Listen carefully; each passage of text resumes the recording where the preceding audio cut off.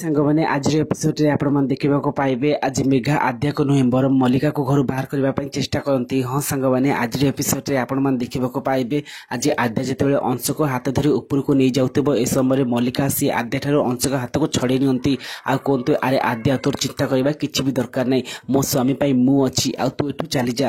ଆଉ ଏତେବେଳେ ଆଦ୍ୟା ଚୁପ୍ ଥିବେ କିନ୍ତୁ ମେଘା ଏହା ଦେଖି ସହିପାରିବେନି ଆଉ ଆସି କହିବେ ଆରେ ମଲ୍ଲିକା ତୁ କୋଉ ଅଧିକାର କଥା କହୁଛୁ? ଯଦି ଅଂଶର ତୁ ସ୍ତ୍ରୀର ଅଧିକାର କଥା କହୁଛୁ ତାହେଲେ ଅଂଶର ଜୀବନ କାହିଁକି ତୁ ବଞ୍ଚିଲୁନି? ବା ତୋତେ ମାନିବାକୁ ପଡ଼ିବ।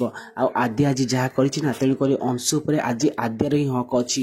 ଆଉ ଏମିତି କହିଲା ପରେ ଅଂଶକୁ ହାତ ଧରି ଆଦ୍ୟା ନେଇଯିବେ। ଗୋଟେ ସିନରେ ଆପଣମାନେ ଦେଖିବାକୁ ପାଇବେ ଆଜି ଶାଲିନୀ ଆଉ ରାଜନ ଆସି ମେଘାକୁ କହୁଛନ୍ତି ଆରେ ତମେ ଏ କ'ଣ କଲ? ସମସ୍ତଙ୍କ ସାମ୍ନାରେ ସେ ଆଦ୍ୟାକୁ ମୁଣ୍ଡ ଉପରେ ବସେଇଥିଲ, ଏବେ ତାର ପରିଣାମ କ'ଣ ହବ ବୁଝିପାରୁଛ ତ?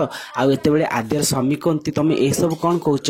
ମୋତେ ଲାଗୁଛି ସେ ଝିଅ ଆଦ୍ୟା ବିନା ଉଦ୍ଦେଶ୍ୟରେ ଆଜି ଆମ ଅଂଶଙ୍କ ଜୀବନକୁ ବଞ୍ଚେଇଛି। ଆଉ ଯେତେବେଳେ ମେଘା ମଧ୍ୟ କୁହନ୍ତି ହଁ ମୁଁ ମଧ୍ୟ ଦେଖିପାରୁଛି ସେ ଆଦ୍ୟା ବିନା ଉଦ୍ଦେଶ୍ୟରେ ମୋ ପୁଅର ଜୀବନକୁ ବଞ୍ଚେଇଛି। ସତରେ ଯଦି ଆଜି ଆଦ୍ୟା ନଥାନ୍ତା ତାହେଲେ ମୋ ପୁଅର ଜୀବନ ଚାଲିଯାଆନ୍ତା।